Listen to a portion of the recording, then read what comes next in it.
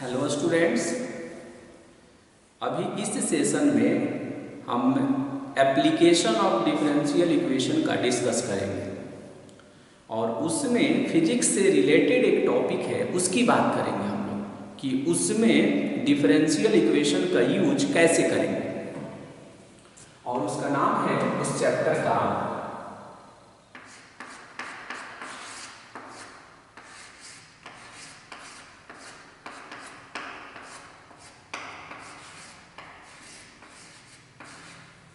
Rectilinear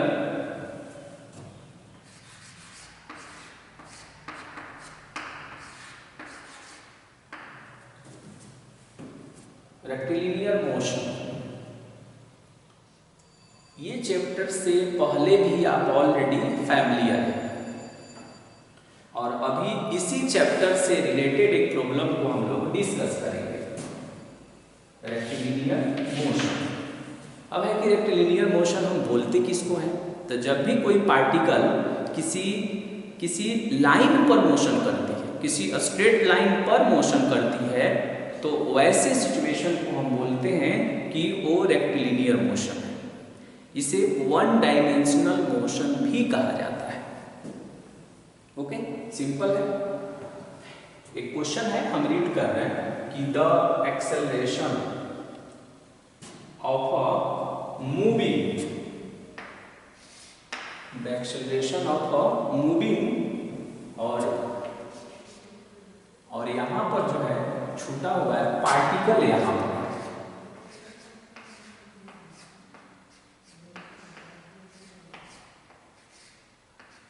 पर आप attach कर लेंगे कि the acceleration of a moving particle proportional to the cube of the velocity. हम क्या करते हैं यहाँ पर कि लेट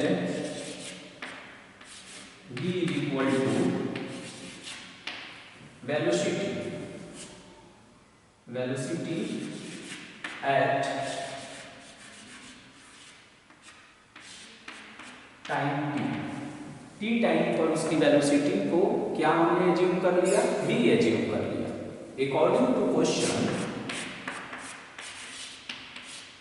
कह रहे हैं कि जो एक्सेलरेशन है ये डायरेक्टली प्रोपोर्शनल है किसके? तो यहां पर क्यूब ऑफ द वेलोसिटी यानी वेलोसिटी का power 3। Cube of the velocity का मतलब ये हो गया वेलोसिटी का पावर 3 और फिर कह रहा है नेगेटिव। क्या कह रहा है उसका? नेगेटिव। ओके, और आपको मालूम है कि हम एक्सेलरेशन को डिफरेंशियल फॉर्म में dv अपॉन dt लिखते हैं। The rate of change of velocity is called acceleration. Proportionality का साइन हटाएंगे तो कोई कांस्टेंट लाएंगे तो ये हो जाएगा माइनस में kv। dv अपॉन dt क्या बताता है कि the rate of change of velocity, Hindi में उसे बोलते हैं वेग परिवर्तन की दर को त्वरण कहते हैं। वेग परिवर्तन की दर, और उसको सिंबॉलिक dv अपॉन dt लिखते हैं। अब हम क्या करेंगे इसे कि इसे हम सिंप्लीफाई करेंगे। ये एक डिफरेंशियल इक्वेशन है, इसीलिए तो हम बोल रहे हैं कि ये एप्लीकेशन ऑफ डिफरेंशियल इक्वेशन है। तो हम इसे ऐसे अरेंज कर सकते हैं dv upon v cube minus में k d। अब क्या करेंगे हम इसे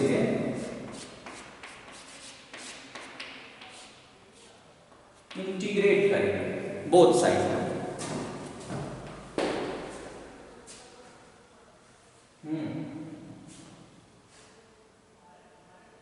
ठीक है,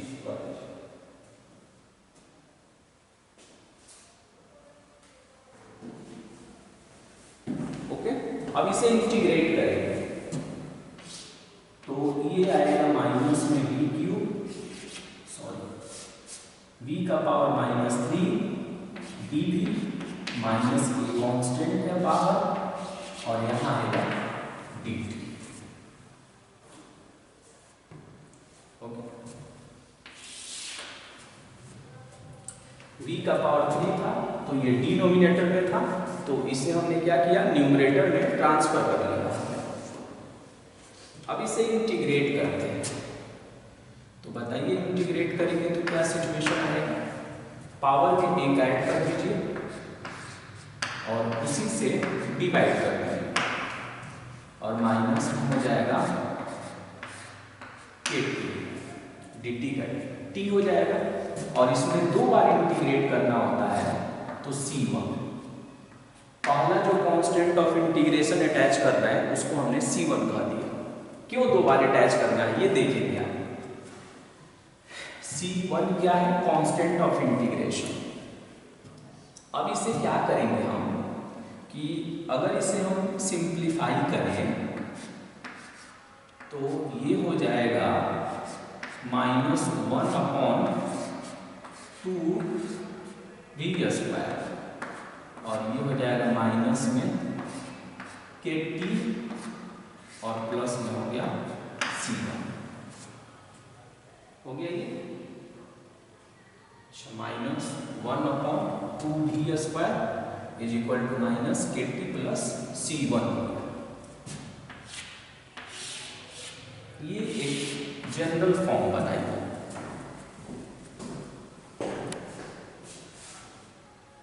हेलो,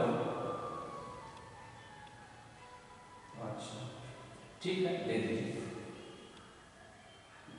उसी में देख लीजिए कुछ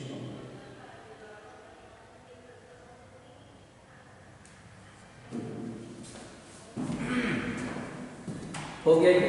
अब कह रहा है नेगेटिव था इसलिए हमने यहाँ पर नेगेटिव यूज किया था कि फाइंड द डिस्टेंस। हमको क्या कैलकुलेट करना है, फाइनली डिस्टेंस को कैलकुलेट करना है। Past over in time t, past over in time t, the initial velocity being v0। कह रहा है कि शुरू में इसका इनिशियल वेलोसिटी जो है v0, इसका मतलब ये होगा कि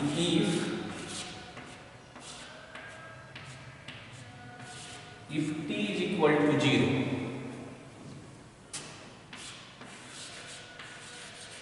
then v is equal to v0।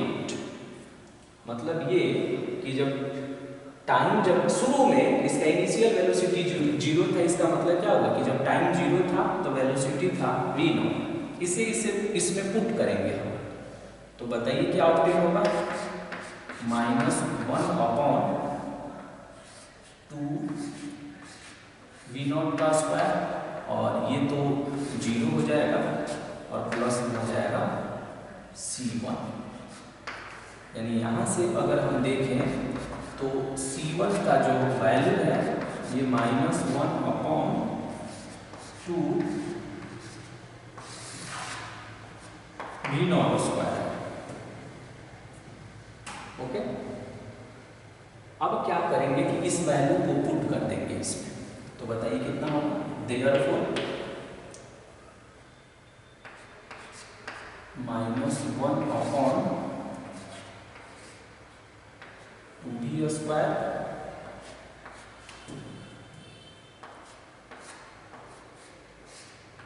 Minus kt -1/2v0²। अब यहाँ से हम क्या करेंगे, इसे जब हम और सिंप्लीफाई करेंगे तो माइनस का यहाँ से कॉमन कर लेंगे। क्या कर लेंगे हम, इसमें माइनस का कॉमन कर लेंगे, तो -1/2v² और यहाँ माइनस का हमने कॉमन बना लिया तो 2kt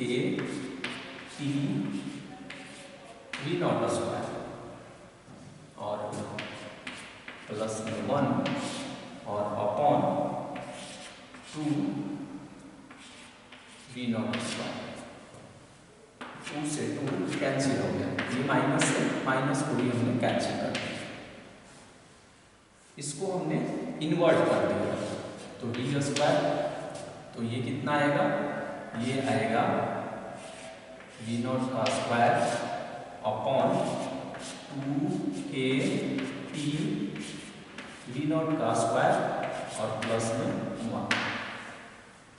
अब यहाँ से हम v का वैल्यू निकालेंगे, तो ये अंडर रूट हो जाएगा, तो वी नॉट का स्क्वायर को आउटसाइड में करेंगे, तो v naught under root 2k t v naught square और प्लस में कितना हो गया 1। ये है वेलोसिटी, और वेलोसिटी को हम कैसे डिफाइन करते हैं कि the rate of change of displacement.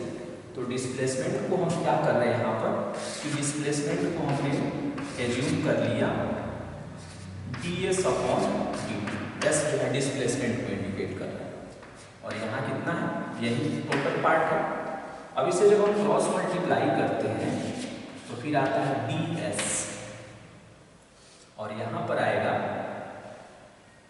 We not constant की तरह बिहेव करेगा, और ये हो जाएगा 2k v naught square t और प्लस में 1 का पावर -1/2, और ये हो जाएगा आपका dt हो जाएगा, ये रूट में है तो रूट का मीनिंग हुआ पावर 1/2, और न्यूमरेटर में ले जाएंगे तो ये हो जाएगा -1/2। अब जब हम इसे इंटीग्रेट करते हैं तो इधर भी इंटीग्रेट कर देंगे, तो ds को जब हम इंटीग्रेट करेंगे तो क्या आएगा, एस आएगा, ये हो जाएगा वी नॉट, इसको इंटीग्रेट करेंगे t के रेस्पेक्ट में हमारे, तो पावर में है -1/2, तो -1/2 में 1 ऐड करेंगे, तो 2k वी नॉट का स्क्वायर t और प्लस में 1। अब इसमें 1 ऐड करेंगे तो ये रहेगा 1/2, और प्लस में हो गया आपका c2, और अपॉन t का कोफिशिएंट देखिए तो कितना है 2k वी नॉट स्क्वायर, उससे हम डिवाइड कर देंगे इसे, क्या कर दिया हमने, उससे इसको डिवाइड कर दिया। अब क्या करेंगे कि अब केस सेकंड यहाँ पर जो बनाएंगे हम, केस सेकंड कि जब t 0 होगा तो उस कंडीशन में डिस्प्लेसमेंट भी 0 होगा, तो क्या आएगा यहाँ से, इसे सिंप्लीफाई करिए तो इधर 0, इधर बताइए तो इधर है वी नॉट, और यहाँ पर जब आप t के जगह पर 0 रखेंगे तो ये 0 और प्लस में 1 कितना हुआ 1 का पावर 1/2, तो 1 ही होगा, यानी यहाँ होगा वी नॉट अपॉन, और यहाँ से तो ये कैंसिल भी कर दीजिए, सीधे यहीं पर कर दीजिए कैंसिल, तो ये आ जाएगा आपका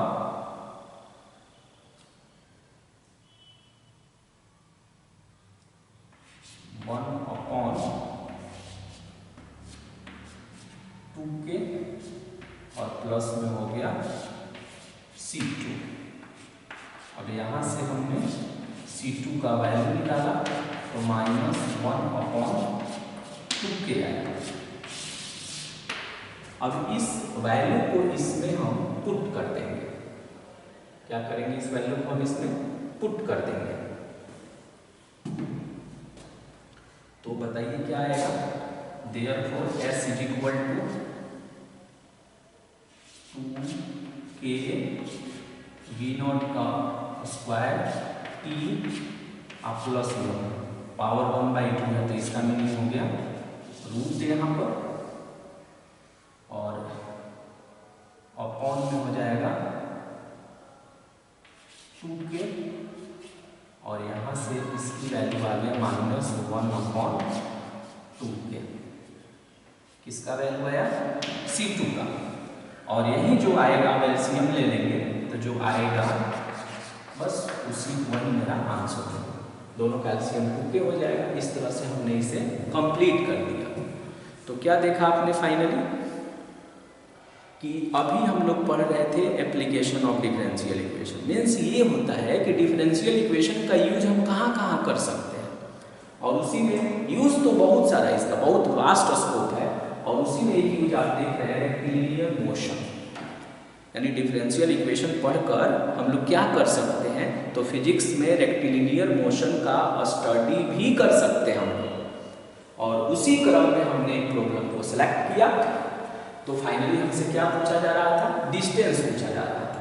और ये जो है, ये आप जो यहाँ जो कंडीशन हमने इम्पोज किया है, इसे आप कैसे फर्स्ट कर सकते हैं कि जब टाइम 0 था तो उस कंडीशन में इसका वेलोसिटी v0 था। यहाँ लिखा हुआ है कि find the distance passed over in time t, the initial velocity being v0, initial velocity and distance being measured from the position of the particle. और किस टाइम पर, t = 0 पर। तो वहीं t = 0 पर वेलोसिटी v0 है, t = 0 पर distance भी क्या होगा उसका 0 होगा। इसीलिए हम कांस्टेंट ऑफ इंटीग्रेशन यहाँ पर आप देख रहे हैं C1 हमने लिया था, अब फिर कांस्टेंट ऑफ इंटीग्रेशन हमने C2 सेलेक्ट किया, क्योंकि इसमें 2 बार हमको रिक्वायरमेंट आई थी।